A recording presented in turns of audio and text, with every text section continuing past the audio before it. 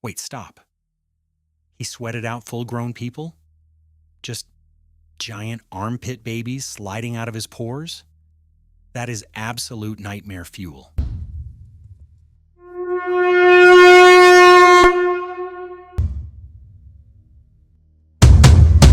You are listening to Nordic Lore.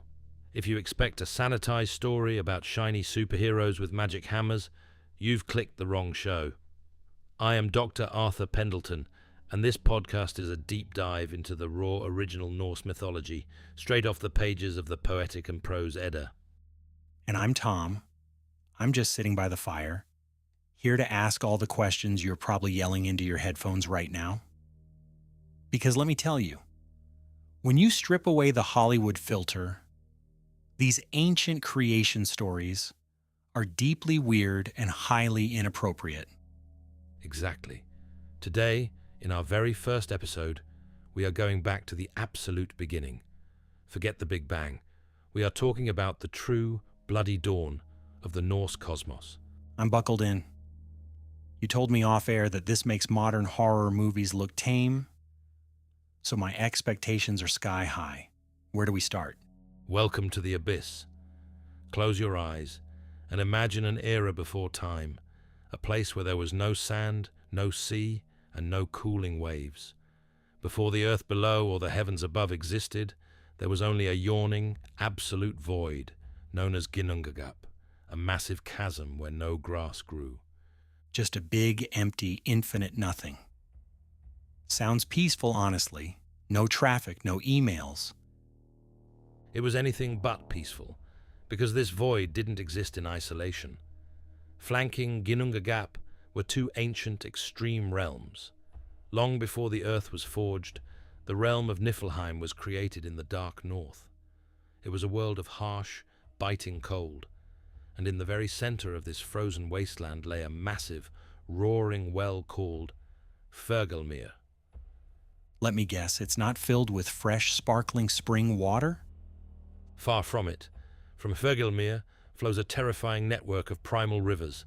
There are 11 of them in total: Sval, Guntro, Fjorm, Fimbultul, Slid, Hrid, Silg, Ilg, Vid, Leipta, and Gjöll. Okay, wait. Gjöll? That just sounds ominous. It absolutely is. Gjöll is the river that flows right next to the horrific gates of Hell, the realm of the dead. So if you're taking a casual stroll near the gates of Hell, you fall into a river of primordial terror. Nice. But you mentioned these rivers were toxic? Yes, collectively, these 11 rivers are known as the Elivagar, and the substance flowing through them is not normal water. It carries a deadly venom, or Edda, which is described as a piercing, freezing cold substance.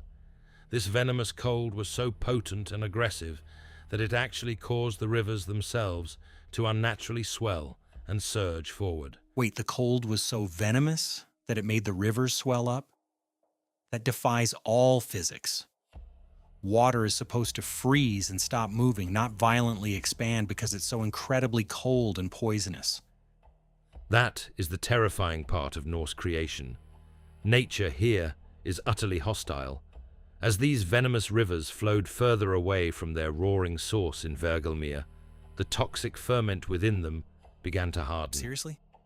The ancient texts compare this process to the molten slag that flows out of a roaring forge and hardens into crust. So the river literally turns into a creeping glacier of poisonous industrial waste? That is incredibly grim. It gets worse. When this venomous sludge finally stopped moving and turned to solid ice, the damp, toxic vapor and fumes constantly rising from the venom froze into rime frost. Poisonous frost now? Precisely. Great. Because the toxic glacier wasn't bad enough, the air itself freezes into poison. Exactly. Layer upon layer of this toxic rime frost built up relentlessly, creeping outward from the north and filling the vast, empty void of Ginnungagap. This was the very foundation of the universe. Not beautiful stardust, but layer after layer of frozen, venomous slag pushing its way through the dark. So it's just endless toxic ice? How does life even start in a freezer like that? Because there was the realm to the south, known as Muspelheim. It was the absolute antithesis of the north, a realm so fiercely luminous, hot and blazing, that it is completely impassable, and it is guarded at its borders by a terrifying entity named Surt, who sits there defending the land with a flaming sword. Fire and toxic ice. This sounds like the universe's most dangerous science experiment. Precisely. When the creeping, venomous rime met the heat waves and sparks, the ice began to melt and drip. Sparked by the power of the heat, those drops of venomous meltwater quickened into life. It really puts things into perspective. We started from literal toxic sludge creeping out of Hell's backyard. No wonder the frost giant Ymir, who thawed out of this exact ice, was so inherently evil. He was literally born from frozen venom. Before we move on to the cosmic cow, we have to take a slight detour. We need to talk about how Ymir, this colossal being formed from thawing, venomous ice, actually started a family. Right? Because he's just floating entirely alone in a dark void. There is literally no one else around for him to, settle down and start a life with. Exactly. But Ymir didn't need a partner. As the primordial giant lay in the empty abyss of Ginnungagap, he fell into a deep, heavy slumber, and as he slept, his toxic body began to heat up, and he started to sweat intensely. Okay. Giant, toxic meat sweats. Never a good sign. It gets so much worse. From the moisture and festering sweat pooling under his left arm, life began to quicken. As he slept, a fully formed man and a woman actually grew right out from under his armpit. Wait, stop. He sweated out full-grown people? Just giant armpit babies sliding out of his pores? That is absolute nightmare fuel. It is the true, grotesque origin of the frost giant race. But if you think the armpit birth is bizarre, wait until you hear what his lower half was doing. While his left arm was busy birthing a man and a woman, his two legs actually mated with each other. I'm sorry, his legs mated with each other? How does that even work anatomically? They're attached to the same guy? The myths don't bother explaining the biology, they just give us the horrifying result. His one foot sired a son with the other foot, and this monstrous union gave birth to a terrifying six-headed giant. A six-headed son, born from two sweaty feet hooking up in the void. I thought I was ready for how dark Norse mythology could be, but this is just a completely different level of weird. It is asexual reproduction, or autogamy, at its most dark and mythic, and from these sweaty, unnatural unions descended the entire evil lineage of the frost giants, all spawned directly from his toxic body. So now, the abyss isn't entirely empty anymore. It's populated by these sweating nightmares, and the massive Ymir wakes up hungry, which brings us, finally, to the cow. Just when you think the endless abyss of Ginnungagap couldn't get more bizarre, something new appears in the dark. While the venomous rime frost and ice continually melt and drip, a brand new creature forms from the drops. Let me guess. Another sweating, toxic monster ready to mate with its own body parts? Not quite, but definitely just as weird. This time, a cosmic cow emerges. She is called Audhumla. A cow? We are in the middle of an epic dark void filled with toxic ice, and suddenly a cow shows up? What on earth does an ice monster like Ymir need a space cow for? Ymir depended on her to even survive in this desolate primordial deep. From Audhumla's gigantic udder flowed 4 massive rivers of milk, and these streams gave the colossal giant Ymir his nourishment. 4 rivers of milk? So the giant just lies in the dark, guzzling rivers of milk from a gigantic cow? It is epic, yes, but also completely absurd. But wait, what does the cow even eat? Grass doesn't even exist yet. You are absolutely right. There is no grass or life in the abyss. To survive and feed herself, the cow Audhumla lived by licking the salty rime stones that were covered in frost, and her licking of these stones actually triggers a completely miraculous creation process. A creation process via licking? I'm almost afraid to ask what happens next. On the first day she licked the salty stones, a man's hair suddenly appeared from the ice towards evening.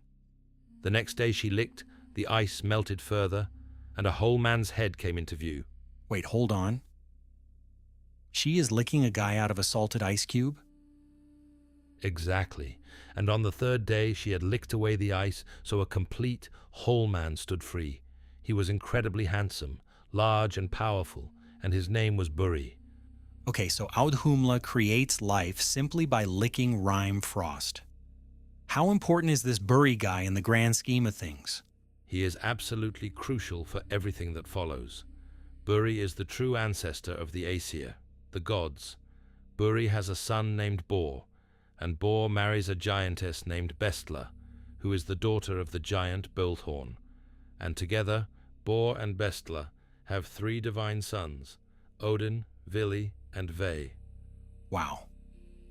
So Odin, the great almighty Allfather, actually owes his entire existence to a cosmic cow that licked his grandfather out of a salty ice cube. I'm still not over that. It is exactly the kind of mythology I love, brutal, weird, and completely unparalleled.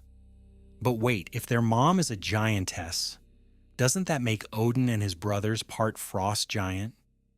Exactly. The blood of the very beings they are about to destroy runs in their own veins. The tension in the yawning void of Ginnungagap between these new gods and the ancient frost giants, who, remember, are born of toxic, freezing venom, finally boils over. Bor's sons, Odin, Vili, and Ve, wage war and assassinate the colossal primordial giant, Ymir. Okay, that sounded like the end of the world, not the beginning. How big was this guy? Utterly gargantuan. When Ymir falls, the sheer volume of blood that pours from his colossal wounds creates a catastrophic tidal deluge. It is a literal tsunami of giant blood, and it is so massive that it drowns the entire race of frost giants. A genocidal blood flood. That is efficient, I guess? Did any of them survive? Just barely. Only one giant, whom the giants call Bergelmir, manages to escape with his household. He climbs into a boat, or a vessel called a lure, and rides out the tidal wave of gore. From Bergelmir and his wife, a whole new lineage of frost giants is born to plague the gods later. But the gods don't have time to worry about survivors, because they have a universe to build. Right? Because right now they're just floating in a void filled with giant blood. Exactly. So, Odin, Vili, and Ve drag Ymir's gargantuan corpse right into the dead center of Ginnungagap. They are about to butcher him and forge the cosmos from his remains. Oh, gross. You weren't kidding when you called this a body horror nightmare? So our entire known universe is built out of a repurposed, rotting crime scene? 100%. They forge the earth itself, out of Ymir's flesh. They take his unbroken bones and mold them into the towering mountains. All the rocks, the pebbles, and the gravel that cover the earth, those are made from his teeth and his shattered skeleton. So every time I kick a pebble, I'm kicking a piece of giant tooth. Good to know. What about all that blood? That unceasing flood of blood from his wounds is used to form the impassable deep ocean.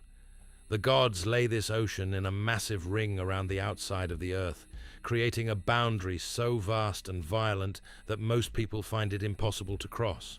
Okay, flesh for earth, bones for mountains, blood for the ocean. Precisely. But we still need a sky. Don't tell me... Oh yes. The gods hoist Ymir's hollowed-out skull and set it up high over the earth to form the dome of the heavens, fastening it at 4 corners. And to make sure this massive skull doesn't come crashing down, they position 4 dwarves under each corner to hold it aloft. Wait. Dwarves? Where did they come from? I'm glad you asked. The dwarves originated as maggots festering and breeding in the rotting flesh of Ymir's murdered corpse. By the gods' decree, they were granted human understanding and shape. Okay. Note to self. Dwarves are magically upgraded giant corpse maggots. Do these load-bearing maggots have names? They do.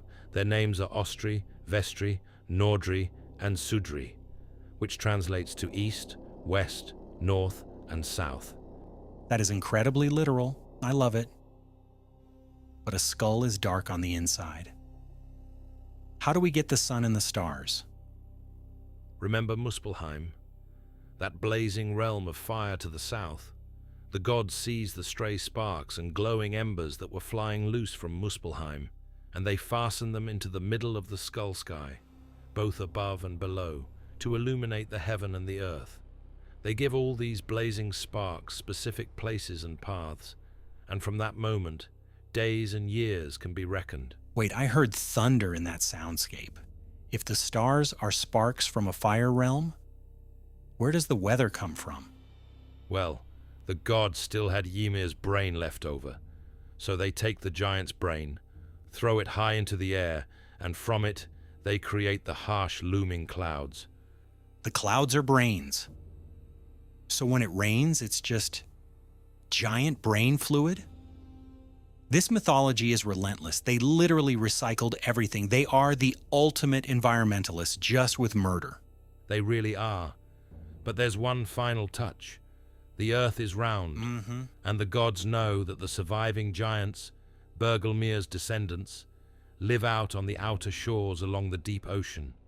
To protect the inner world from the giants' hostility, the gods build a massive fortress wall, completely ringing the inland. Let me guess. They used his fingernails, his toes? His eyebrows? They build a massive fortress fence out of Ymir's plucked eyebrows, and they name this protected inner stronghold Midgard. Eyebrows. Of course. You can't have a secure fortress without a solid perimeter of giant eyebrow hair.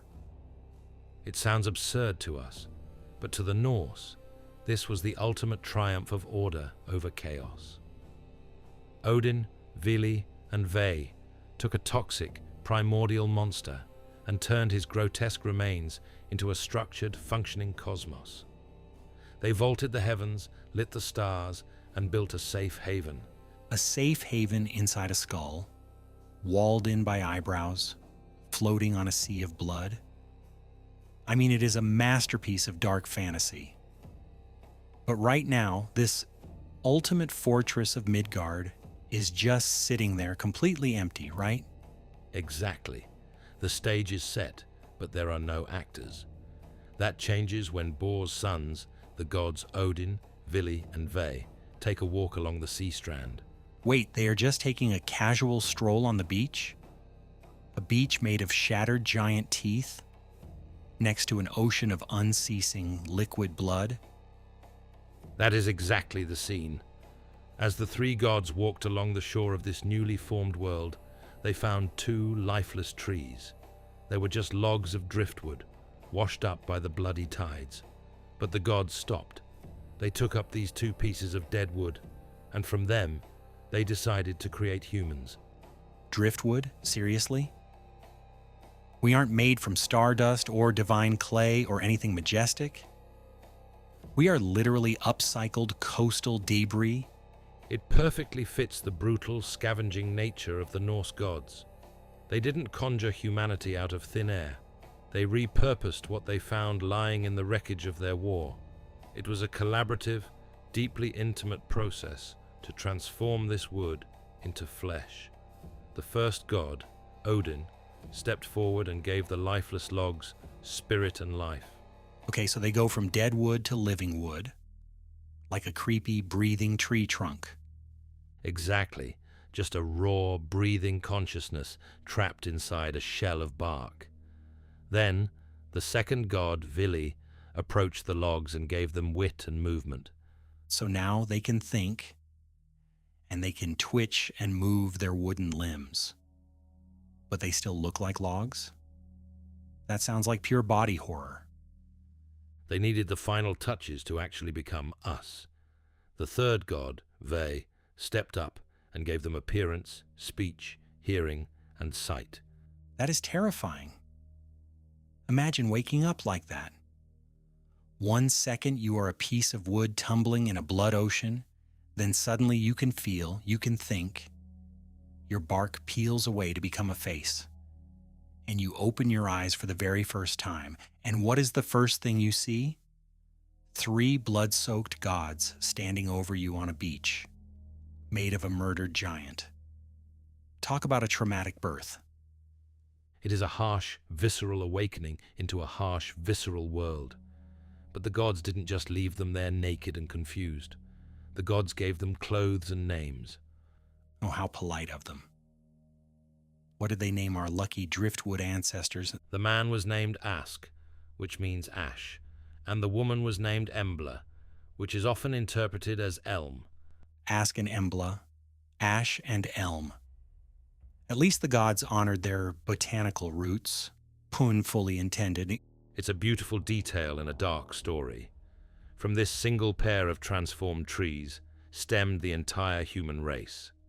To protect their fragile new creations, the gods gave them the fortress of Midgard as their dwelling place. So they just tossed them behind the eyebrow fence and said, "Good luck, kids. Try to repopulate and don't get eaten by the surviving toxic frost giants outside." Pretty much. The gods had built a world out of carnage, and now they had populated it with life carved from the dead shores. Midgard was no longer empty. Humanity had arrived. It's epic, it's bizarre, and it's deeply unsettling. I love it. But the universe still feels kind of chaotic. You've got blood oceans, a skull for a sky, angry giants outside the fence, and humans made of wood inside. It feels like the whole thing could just fall apart at any second. You are absolutely right. The universe desperately needs an anchor. You asked what kind of architecture holds this entire cosmic madness together, according to the old sources, and the answer is both magnificent and utterly chaotic. The Ash Yggdrasil. A tree? I'm picturing a really big tree. Just, a giant oak or something. It is an ash tree, specifically, and the old texts describe it as the greatest and best of all trees. Its sheer scale is truly unfathomable. Its branches spread out over the entire world and reach high above the heavens. Wait, so it's not just a really tall piece of wood? Are we talking about a literal multiverse here? Like a giant cosmic map that just defies all botanical logic? Exactly, Tom. Yggdrasil is the ultimate cosmic scaffolding. It connects 9 distinct worlds, holding the entire universe together. 9? We've only talked about Midgard, Niflheim, and Muspelheim. Oh, there are many more. For instance, there is Vanaheim, the lush home of the fertility gods known as the Vanir. Then you have Alfheim, the radiant realm of the light elves, who are beings clearer and brighter than the sun itself. Light elves? Okay, so if there are light elves, there's got to be a dark, creepy basement version, right? You are absolutely right. Deep underground lies Svartalfheim, the dark and mysterious domain of the Black Elves, or Dwarves, who are blacker than pitch and forge the gods' greatest treasures. Oh, and that frozen wasteland where the frost giants live. Its true name is Jotunheim. So let me get this straight. We have giant ice monsters, tar black dwarves, glowing elves, and us, all just hanging out in the branches of one giant ash tree. My mind is completely blown. How does this thing not just tip over? But to hold up a canopy that massive, it is supported by 3 immense roots that stand exceedingly far apart. Okay, so where do these roots go? The first root reaches to the Aesir, the gods themselves. The second stretches out to the frost giants, right into the primordial space where the howling void of Ginnungagap once lay. Ah, the old toxic ice neighborhood. And the third? The third root plunges deep into the dark, freezing underworld of Niflheim, standing directly over the roaring spring called Hvergelmir. And down there in the pitch black, the monstrous dragon Nidhogg eternally gnaws at the root from below. Wait, so the foundational support of the universe is actively being eaten by a dragon? That seems like a major structural flaw. It gets worse. Nidhogg isn't alone. The sources say there are more snakes slithering under Yggdrasil than any fool could ever imagine. We even have their names. Goin and Moin, Grabak and Grafvalud, Ofnir and Svafnir. They are constantly tearing at the tree's branches and roots alongside the dragon. A dragon and an infinite pit of snakes, just chewing on the basement. What's happening up in the penthouse? High up in the branches sits an eagle who is exceedingly wise, and right between the eagle's eyes perches a hawk named Vedrfolnir. A hawk sitting on an eagle's face? That is so weirdly specific. Do they get along? We don't exactly know, but they are part of a cosmic feud, because running up and down the massive trunk of the ash tree is a squirrel named Ratatosk. Right. His entire purpose in life is to carry words of envy and hatred back and forth between the eagle at the top and Nidhogg at the bottom. So the universe features a dedicated trash-talking delivery squirrel? That is absurd and amazing. It just adds to the constant state of stress the tree is under. And there's more up in the canopy. 4 large stags, Dane, Dvalin, Dunir, and Duratror, run around in the branches with their necks raised, constantly biting off the new shoots and leaves. The old poems state clearly that Yggdrasil suffers more agony than men can know, because the stags bite it from above, the sides rot away, and Nidhogg ravages it from below. The deer are eating the leaves, the sides are literally rotting, and a dragon is chewing the roots. How is this tree not dead? How does the universe not just collapse? Because of a daily cosmic spa treatment. Remember the first root, the one that reaches the gods? Under that root is the highly holy Urd's well, where the gods hold their daily court. There live the Norns, the powerful weavers of fate. Every single day, these maidens take water from the well, mix it with the clay and mud that lies around the spring, and pour this holy sludge over the ash tree to stop its branches from withering or rotting. They cover the rotting cosmic tree in holy mud? Exactly. And this water is so sacred and pure that anything placed into the well becomes as white as the thin membrane, called the skjal, found just inside an eggshell. Thanks to this daily ritual, the tree manages to stand eternally green over Urd's well. It's like extreme gardening. It is, and as a beautiful side effect, the dew that falls from the tree's branches down into the valleys is known as honeydew, and it is the very substance that feeds the bees of the world.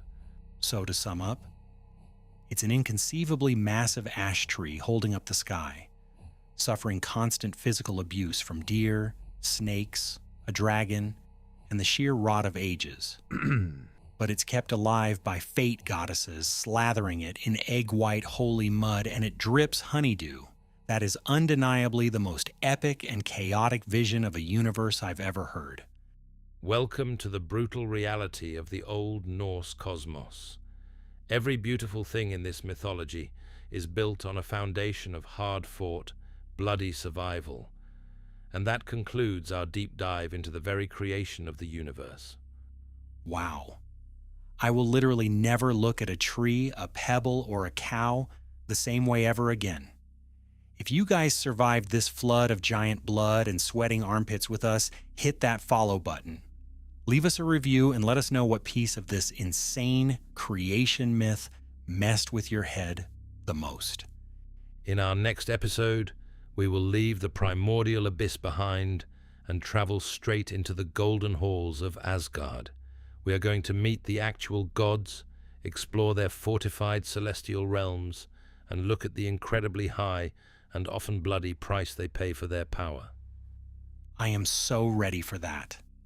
Until then, keep an eye on the ravens, and don't drink water from any weirdly named rivers. See you next time on Nordic Lore. Right. Jesper, we are completely out of Earl Grey. I am absolutely not recording episode 2 on tap water. I think there's half a Red Bull in the mini fridge.